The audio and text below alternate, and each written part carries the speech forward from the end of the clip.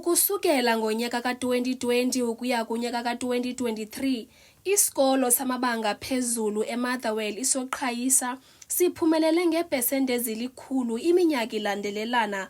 Oku kwasenza sisikolo sasezinye zezikolo eziphumelele emagqabini kumasipala Nelson Mandela Bay. Sikwenza nembali yokuba ngesokuqala ukuphumelela ngezi pesenti iminyaka ilandelelana kwilokishi yaseMotherwell. Kwiziphumo zika-2024 neziphume ngenyanga yomqungu kulo nyaka, esi sikolo siphumelele ngo-98.9 weepesenti. Emva kweminyaka yempumelelo yesi sikolo, abanye abazali bathi esi sikolo besiphumelele emagqabini ngokusebenzisa amaqhinga okungabhalisi bonke abafundi ekufanele ukuba babhale imviwo ukuze kube lula ukuphumelela ngekhulu leepesenti. Bathi bazama ukuthetha-thethana nenqununu neneminyaka engaphaya kweshumi ixhozula imikhala kwesi sikolo, kodwa akwalunga nto.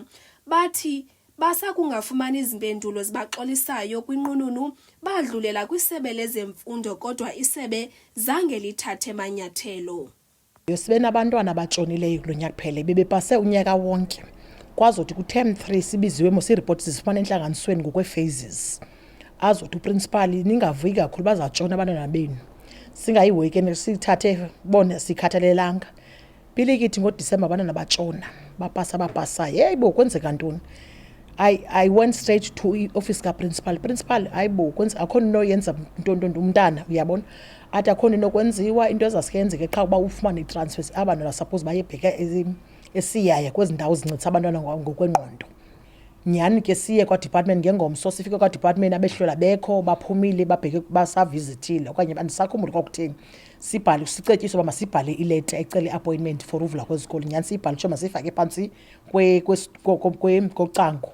Siyifake ke ileta yethu singade sibizwe but siphele simane sisiya saphela sisiya sadibana ke nabanye abazali aba ndibameleyo ngoku saphela singabangabazali. Athi umhloli uza abantwana asasiyale kuba abantwana benjeme besenyuselwa nje. Uprincipal andithi bethe ayenziwa loo nto leyo kusanyuselwa yaphela loo nto leyo. And ayocase yokuqala abantwana baphayo besenziwa beqala ngokunyuselwa kwesasikolo ngabayethu abantwana. Sentsho abakulameko. Athi ke umuntu azawuyenza abantwana bethu uyasiyala uba masibancedise ufunda because kaloku eyabo iklasi ispecial bebetshonile kutsho umhloli. Aba bazali bathi balunywa indlebe ngunobhala wesi sikolo ngalomba. Bakwathelo nobhala nothe akakwazi ukuthetha nathi ngenxa yokuba esemsebenzini sele esebenza njengomcoci ngoku wamagumbi angasese kwesi sikolo. Endaweni yakhe kubambe utitshala wezifundo zembali. Bathi inqununu ayizixabisanga kakhulu ezinye izifundo, ixabise kuphela ezezibalo. Uadmin umsuspendile uprincipal uadmin uqeshwe i-SGB post leya. Uphumla zandibiza ngegama. Uphumla ususiwe pha ne kwatsho makuyoklina itoilet ever since kwafika le case. Kwafumanisa uba uMiss Balfour yena lo ungakhange angene iclass term 1 term 2 wangu-admin up until by-advertise ipost ka-admin esikolweni. Lo mzali uthi nangona umthetho wokubethwa kwabantwana ezikolweni wapheliswa, esoqhayisa abafundi basabethwa yaye bahlala iiyure ezininzi kakhulu esikolweni bengafumani nexesha lokuphumla ngempelaveki. Sabethwa abantwana bayamurwa. Ndithetha last year mna towards the end of the year, I think it was December, even this year ngalami ndandisesikolweni siphume emeeting so-that report bayabethwa. Ndinomntana walapha emzini amofunda kwesasikolo olixhoba likatishara umbetho kokokokokoko. Bayabethwa abantwana kwesasikolo mntasekhaya bayabethwa. Itshantliziyo elijongene namalungelo oluntu kunye nabantwana uPetros Majola ngomnye wabantu bokuqala abazali abathi babhenela kuye ngezikhalazo zabo. Lo kaMajola uyangqina ukuba ayintlanga impatho yabafundi kwesi sikolo. Uthi kufuneka ungenelelo ngokukhawuleza. Apparently ile nto yayifikile apha kwethu office. Sathi ke kuba we have developed a partnership with Department of Education on moral regeneration. I immediately contacted CMC head, Circuit Management Center head, ongumama Uphinda Nyoka.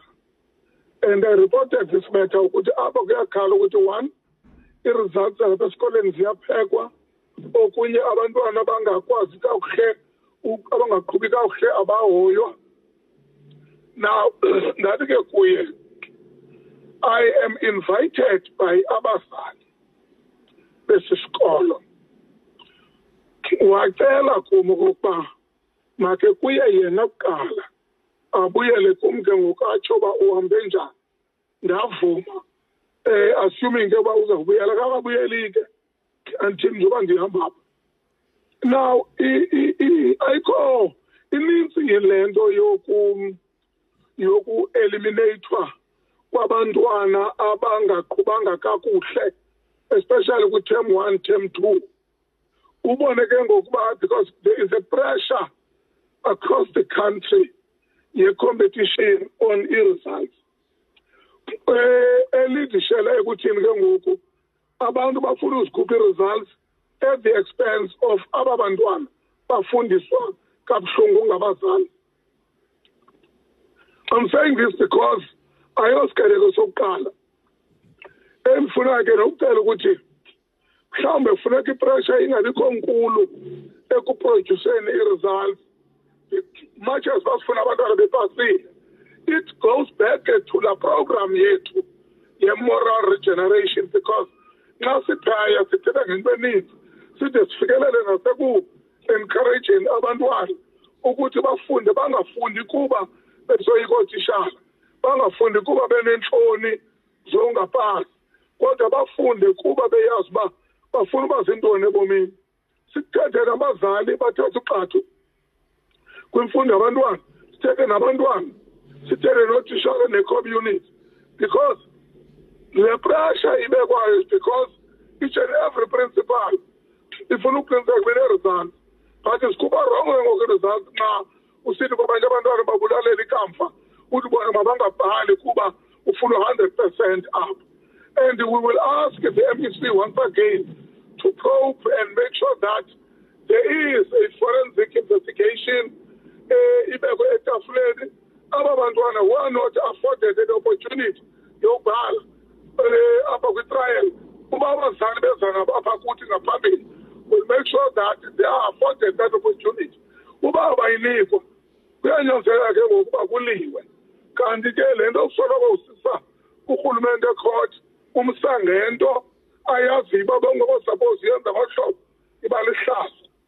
So siza kuqinisekisa abantwana bahoyekile, and we need some answers kwisebe lemfundo. In this case ke funeka abantu ba-understand ukuthi we don't actually deal with uprincipal thina esikolweni. We deal with the head of department, we deal with MEC walo department, so that bathathe i-responsibility babuyele ukuthi basixelele into yobana izawuthina into ke ngoku going forward.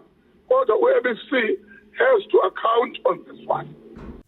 Abazali bathi abazukuncama ukulwa de kwenziwa uphando olukhawulezileyo ngokuqhubeka kumasango esisikolo.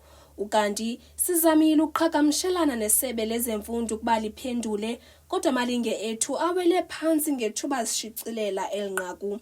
Kwindaba ze-MPK TV, ndingusisipho Mtiki, ndiseGqeberha.